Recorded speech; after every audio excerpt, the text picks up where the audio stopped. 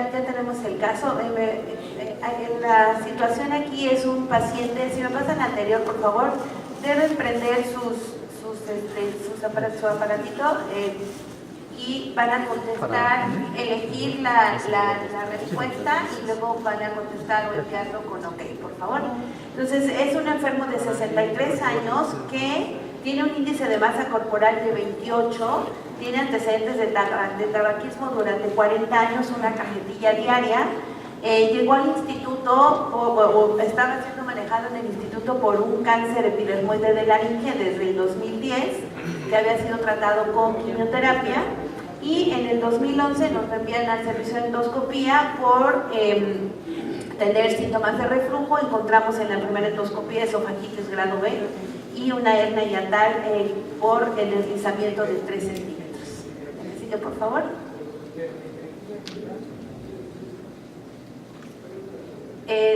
En las siguientes endoscopías, la que sigue, por favor.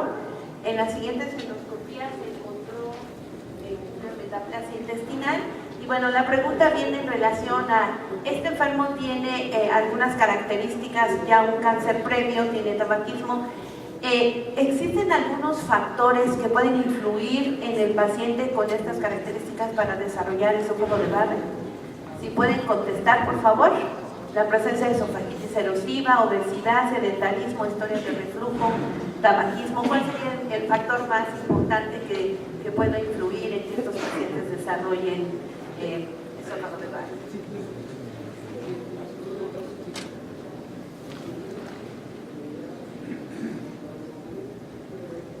Bueno, la gran mayoría apoya la presencia de historia de reflujo gastroesofágico, otros apoyan la presencia de esofagitis erosiva o de tabaquismo. ¿Qué piensa, doctor Tamayo, o los profesores de la mesa en relación a esta respuesta? Una pregunta, ¿el paciente tiene historia de pirosis y regurgitación? Tiene reflujo y tiene... tiene hernia hiatal y tiene esofagitis erosiva grado B, sí. Pero también tiene síntomas. Tiene síntomas de reflujo crónico, sí.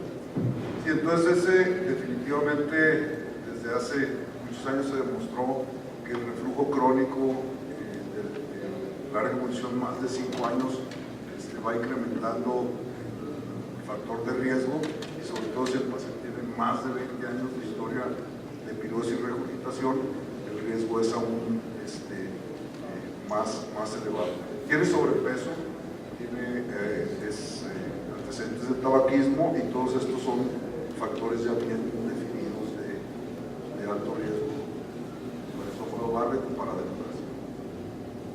Ok, ¿algún otro comentario? Sí, por lo menos tiene dos factores muy claros, que es la obesidad y la historia de reflujo elevada, o sea, son los factores más claros en este punto, y yo creo que esas dos serían las más contundentes.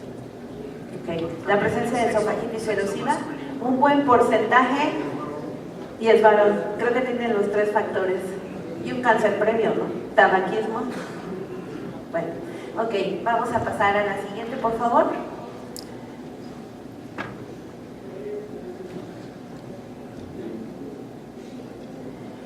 Bueno, estas son las historias de las siguientes endoscopías. El paciente fue tratado con inhibidor de la bomba de protones durante por lo menos más de un año, y en la siguiente endoscopía, en el 2011, en septiembre, tiene una probable metaplasia intestinal en esófago con una hernia hiatal tipo 1. En el 2013 tiene un esófago de Barrett, un C5M7 con una hernia hiatal de tipo 1. Y en la tercera endoscopía, en el 2014, que fue cuando, creo que nosotros fue cuando lo vimos, esófago de Barrett C5M7 con hernia hiatal. La que sigue, por favor.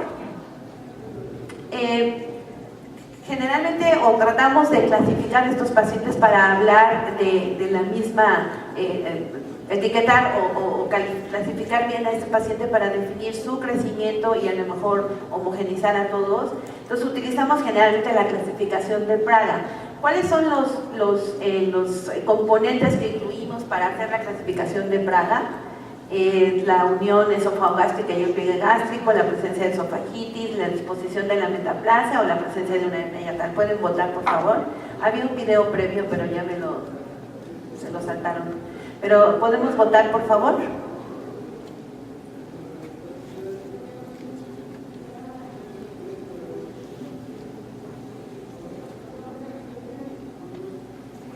Generalmente, una pregunta a los profesores de la mesa, ¿utilizan esta clasificación y cuáles son los puntos más importantes para clasificar o para utilizar esta clasificación? ¿Cuáles son los parámetros anatómicos que consideramos?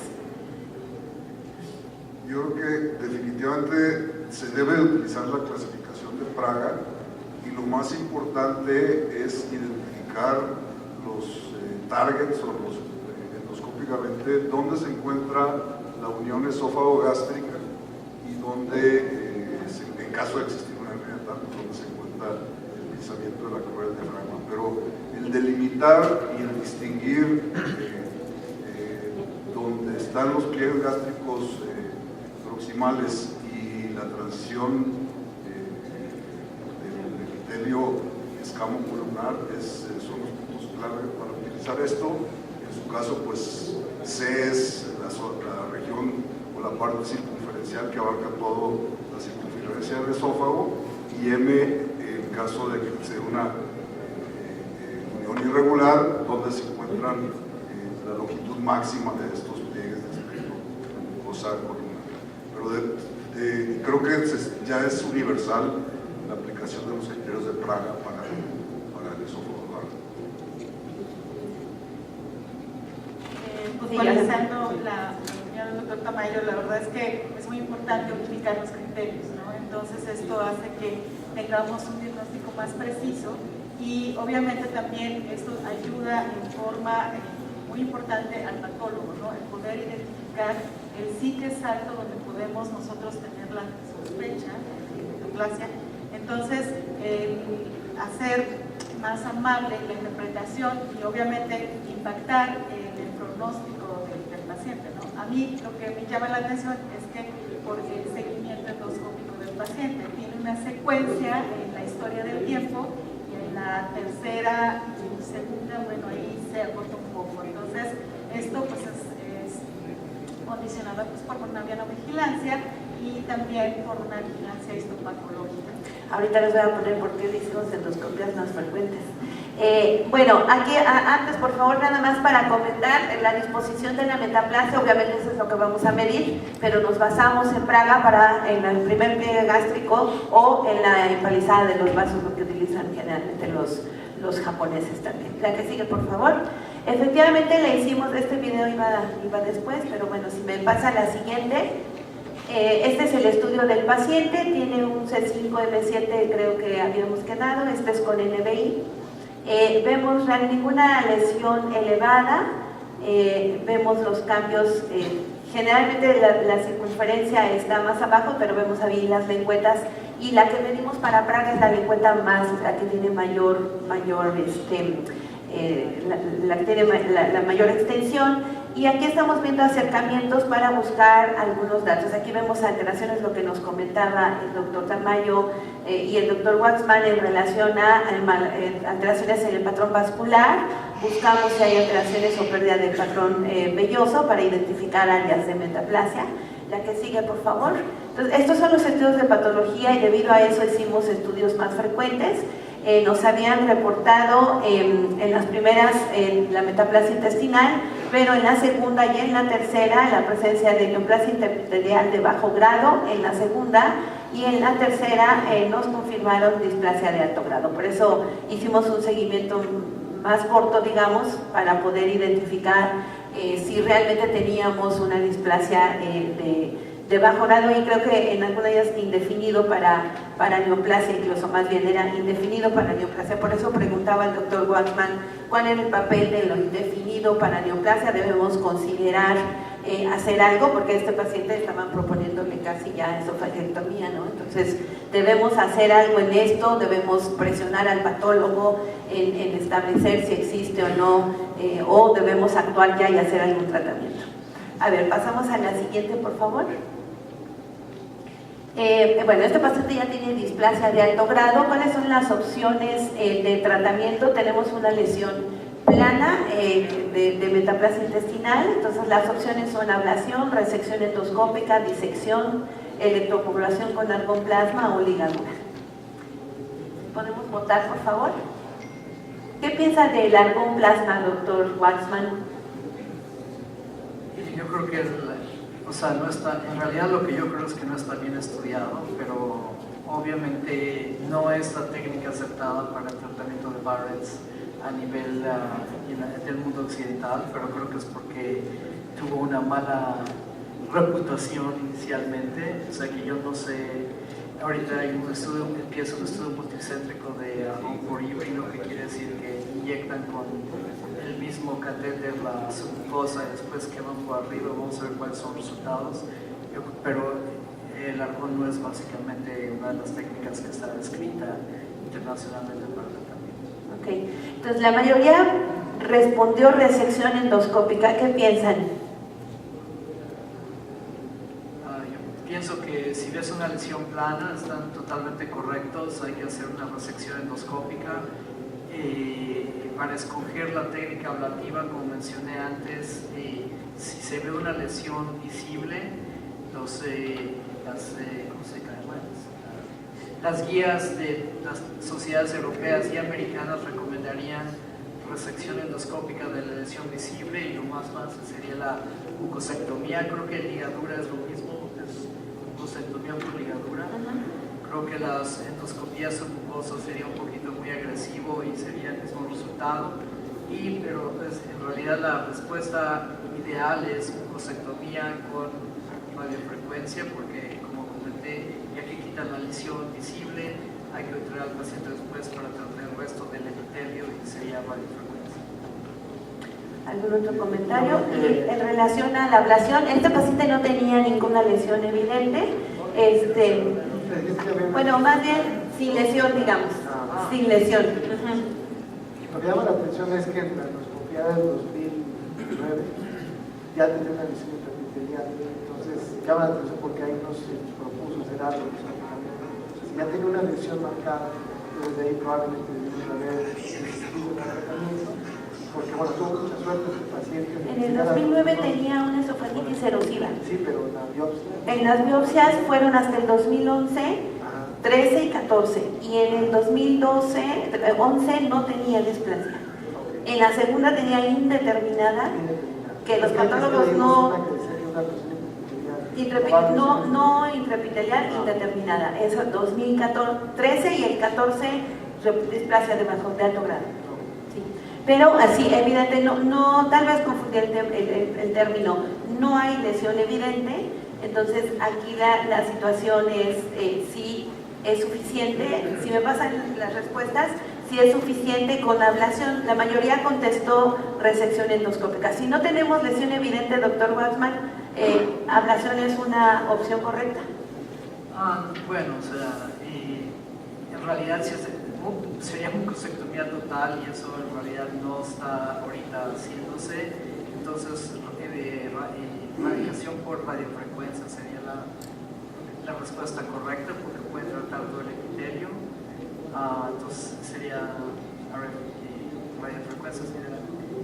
Y en caso de que sí veamos una lesión evidente, como lo comentó, o una lesión nodular, si me pasa la siguiente, entonces sí, la indicación sería hacer primero la resección y después completar. Eso es muy importante. La que sigue, por favor. Es esta, perdón. En caso de un tratamiento de una displasia de alto grado con una lesión evidente o nodular, ¿cuáles serían las opciones de tratamiento?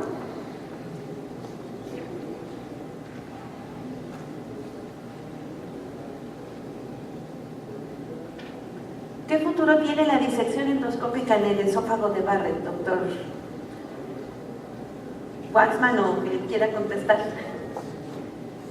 Para mí la disección submucosal, si ustedes piensan que el tumor es invasivo, obviamente tiene que haber una lesión visible. Y si piensan que es más, si piensan que es carcinoma superficial, digamos, a la primera capa, si bien la submucosa en 3 capas, superficial, media y profunda, si creen que el tumor invade la submucosa superficial o el primer tercio, o sea, esa sería en mi práctica la indicación para la endoscopía, la disección submucosa, digamos, aunque en realidad esto no hay buenos parámetros.